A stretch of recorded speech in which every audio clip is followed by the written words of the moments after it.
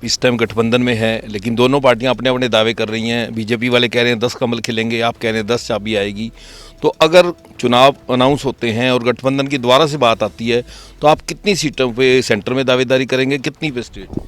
मतलब बाजार में चर्चा इस बात की कर रहे हैं कि डीपी वत्स की सीट खाली हो रही है राज्यसभा के लिए, फिर वो इनको दे दी जाए और 10 लोकसभा इनसे ले ली जाए। काम कर रहा हूँ तो राज्यसभा जाने का ना मेरा कोई लोभ है, ना लालच है, ना कोई मेरी सोच है। मैं तो भूपेंद्र हुड्डा कह रहे हैं कि इस केंद्र सरकार ईडी का दुरुपयोग कर रही है, लेकिन अगर मेरे को जेल भेजते हैं मैं जेल जाने से नहीं डरता।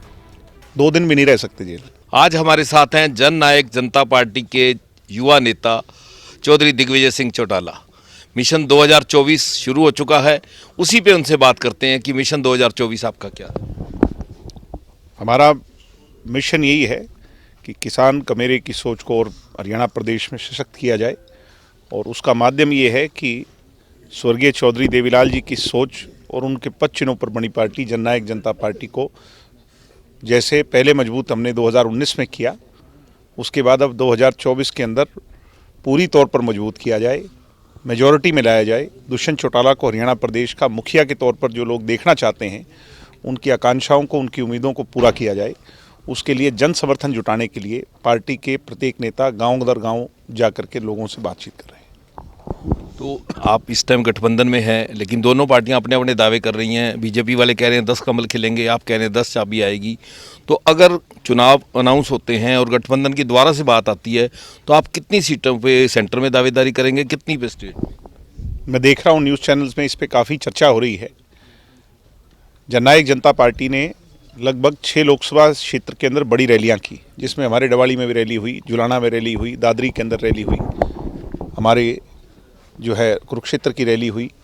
इस तरीके से 4 बची रैलियों को हम इस माह यानी फरवरी के अंदर कंप्लीट कर लेंगे। प्रजातांत्रिक प्रणाली में सिरों की गिनती से जो है ताकत तय होती है। आज जेजेपी इस मायने में देखा जाए तो सबसे अव्वल है, लोगों की भीड़ जुटाने में, लोगों का समर्थन हासिल करने में, और दुष्यंत चौटाला जी के प्रति जो प्यार, स्नेह और आशीर्वाद जो लोगों का है, उस मायने से देखा जाए तो जेजेपी आज सबसे आगे चल रही है। मुझे उम्मीद है जहां गठबंधन की बात आएगी, दोनों पॉलिटिकल पार्टियों के लोग, जेजेपी और बीजेपी की टॉप लीडरशिप बैठ करके बातचीत करेगी चुनाव से पहले। मगर अभी उस समय में और आज में बहुत समय बीच में बाकी है, तो दोनों ही अपनी तैयारी पूरी करेंगे।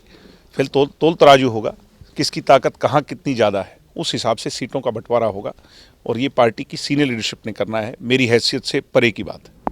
कुछ विपक्षी मतलब बाजार में चर्चा इस बात की कर रहे हैं कि डीपी वत्स की सीट खाली हो रही है राज्यसभा के लिए, फिर वो इनको दे दी जाए और 10 लोकसभा इनसे ले ली जाए। हमने भी ऐसा सुना है, आपने भी सुना होगा।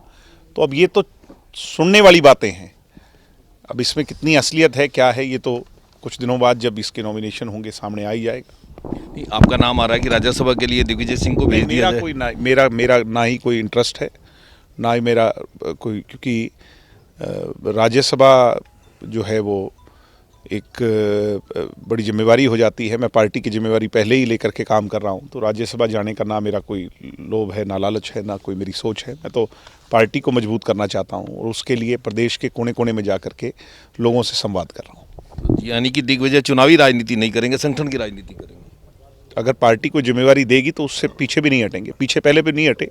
मुझे जींद के बाई इलेक्शन में ऐसे हालात में चुनाव लड़ा दिया गया जब पार्टी को पूरी तौर पर बनाया भी नहीं गया था, हमें सिंबल भी अलॉट नहीं हुआ था, हमारी पार्टी रजिस्टर भी नहीं हुई थी।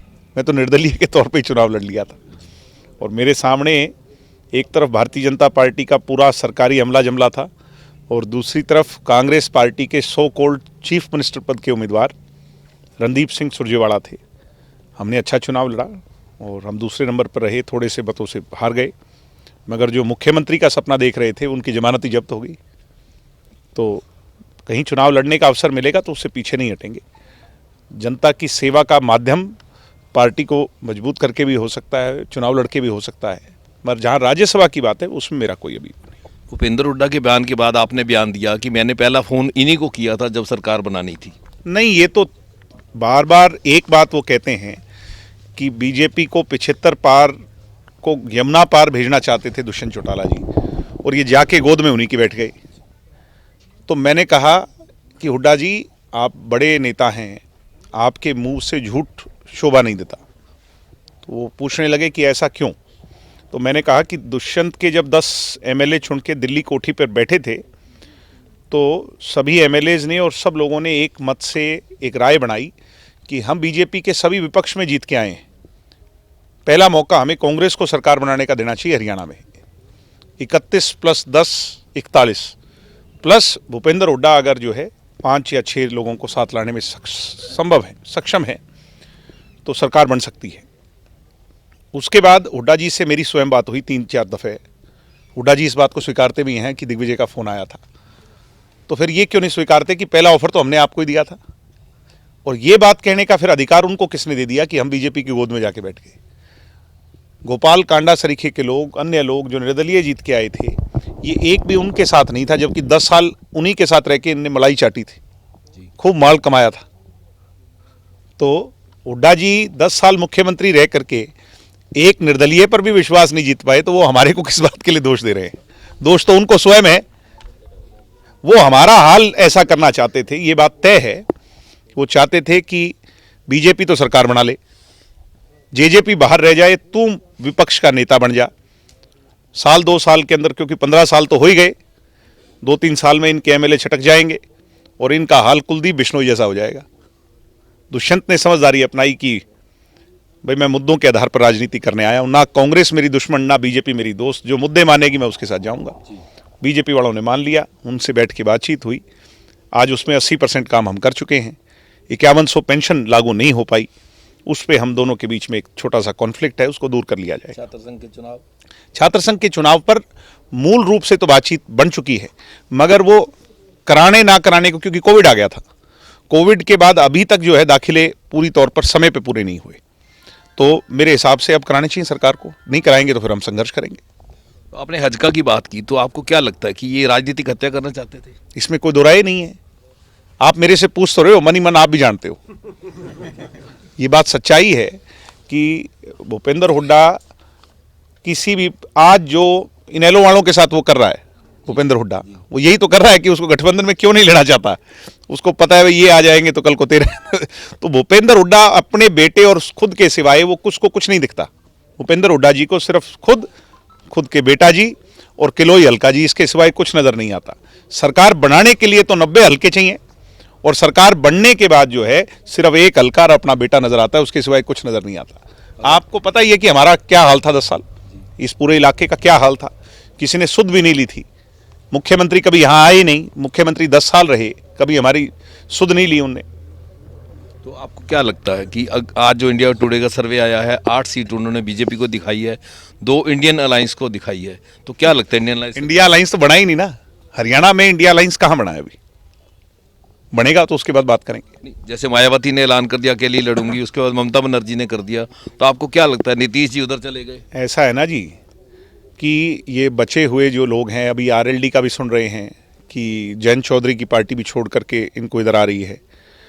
तो कांग्रेस अपनी असलियत नहीं देख रही, और राजनीति के अंदर सोच के हिसाब से फैसले नहीं होते, हालात के हिसाब से फैसले होते हैं। कांग्रेस की असलियत तो आज ये है कि वो 50 सीट पार नहीं कर रही, और कांग्रेस चुनाव लड़ना चाहती है 400 सीट पर, तो उसके अलायंस वाले पार्टनर कोई उसको साथ देंगे ही नहीं। धीरे धीरे सब छिटक जाएंगे। कांग्रेस और राहुल गांधी को अपनी असलियत को जानना चाहिए, बजाय कि वो दूसरों को दोष दें। 22 जनवरी को आप राम मंदिर के प्राण प्रतिष्ठा समारोह में पहुंचे, आपको न्योता आया, तो कैसा मानते हैं आप? नहीं, तो ऐसा है कि इतना बड़ा, इतना शुभ काम हो रहा है, तो मेरे पिताजी को न्योता आया, तो उनके साथ एक आदमी जा सकता था, मेरे को भी जाने का मौका मिला। और देश के किस्मत वाले कुछ 7000 लोग थे जो उस कार्यक्रम में पहुंचे, तो ये मेरे लिए परम सौभाग्य की बात है। और इससे बड़ा क्या हो सकता है कि आने वाली जो है ना सदियों सदियों तक वो जो दिन है और वो जो है यादगार है, वो सबके मन में समाई है। और मैं वहाँ पे मौजूद था, तो प्रत्यक्ष तौर पर मुझे देखने का अवसर मिला। मैं बहुत सौभाग्यशाली महसूस करता हूँ वहाँ जाने के बाद। भूपेंद्र हुड्डा कह रहे हैं कि इस केंद्र सरकार ईडी का दुरुपयोग कर रही है, लेकिन अगर मेरे को जेल भेजते हैं मैं जेल जाने से नहीं डरता। 2 दिन भी नहीं रह सकते जेल। भूपेंद्र हुड्डा और जो इनका लीनेज रहा है, ये तो एरिस्टोक्रेट लोग हैं। पतली चमड़ी के लोग हैं, इनको जेल के मच्छर खाएंगे तो ये जेल में नहीं रह पाएंगे।